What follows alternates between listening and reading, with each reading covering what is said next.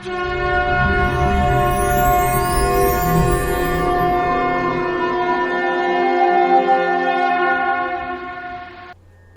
दोस्तों, आज हम सुनेंगे सिंहासन बत्तीसी की 16वीं कथा। कथा का शीर्षक है पाताल लोक की यात्रा। ये कथा 16वीं पुतली सत्यवती के द्वारा सुनाई गई थी। तो आइए सुनते हैं आज के सिंहासन बत्तीसी की ये कथा।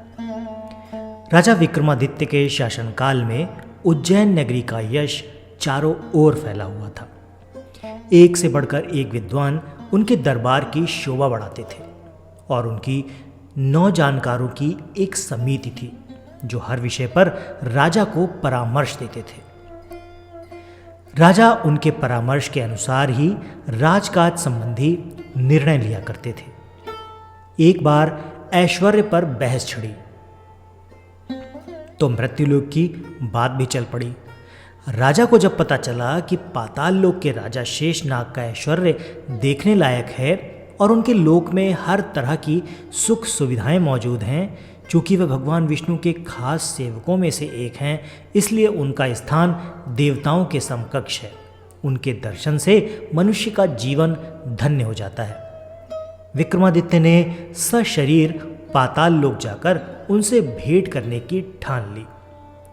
उन्होंने दोनों बेतालों का स्मरण किया। जब वे उपस्थित हुए तो उन्होंने उनसे पाताल लोक ले चलने को कहा। बेताल जब उन्हें पाताल लोक लाए तो उन्होंने पाताल लोक के बारे में दी गई सारी जानकारियां एकदम सही पाईं। सारा लोक साफ सुथरा और सुनियोजित था। हीरे जवाहरात से पूरा लोक जगमगा रहा था। जब शेषनाग को खबर मिली कि मृत्युलोक से कोई सशरीर आया है तो वे उनसे मिलने पहुंचे। राजा विक्रमादित्य ने पूरे आदर और नम्रता से उन्हें अपने आने का प्रयोजन बताया और अपना परिचय दिया। उनके व्यवहार से शेषनाग इतने प्रसन्न हो गए कि उन्होंने चलते वक्त उन्हें 4 चमत्कारी रत्न उपहार में दे दिए। पहले रत्न से मुंह मांगा धन प्राप्त किया जा सकता था। दूसरा रत्न मांगने पर हर तरह के वस्त्र और आभूषण दे सकता था। तीसरे रत्न से हर तरह के रथ, अश्व और पालकी की प्राप्ति हो सकती थी। चौथा रत्न धर्म कार्य और यश की प्राप्ति करा सकता था। काली के द्वारा प्रदत्त दोनों बेताल स्मरण करने पर उपस्थित हुए और विक्रम को उनके नगर की सीमा पर पहुंचाकर अदृश्य हो गए। विक्रमादित्य चारों रत्न लेकर अपने नगर में प्रविष्ट हुए ही थे कि उनका अभिवादन एक परिचित ब्राह्मण ने किया। उन्होंने राजा से उनकी पाताल लोक की यात्रा और रत्न प्राप्त करने की बात जानकर कहा, हे राजन, राजा की हर उपलब्धि में उनकी प्रजा की सहभागिता है। राजा विक्रमादित्य ने उसका अभिप्राय समझकर उसे अपनी इच्छा से एक रत्न ले लेने को कहा। ब्राह्मण असमंजस में पड़ गया और बोला कि अपने परिवार के हर सदस्य से विमर्श करने के बाद ही कोई फैसला करेगा।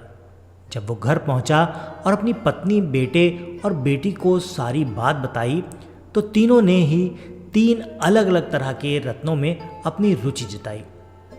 ब्राह्मण फिर भी किसी निष्कर्ष पर नहीं पहुंच सका और इसी मानसिक दशा में राजा के पास पहुंचा। विक्रम ने हंसते हुए उसे चारों के चारों रत्न उपहार स्वरूप दे दिए। तो दोस्तों, ये तो थी विक्रमादित्य की आज की पाताल लोक के यात्रा की कहानी। ये कहानी आपको कैसी लगी कमेंट में ज़रूर बताइए। कहानी अच्छी लगी है तो इस वीडियो को लाइक करके चैनल को सब्सक्राइब ज़रूर करें। आज के वीडियो में फ़िलहाल इतना ही। मिलते हैं अगले वीडियो में ऐसी ही किसी रोचक कहानी या फिर लोक कथा के साथ। तब तक के लिए आपका धन्यवाद।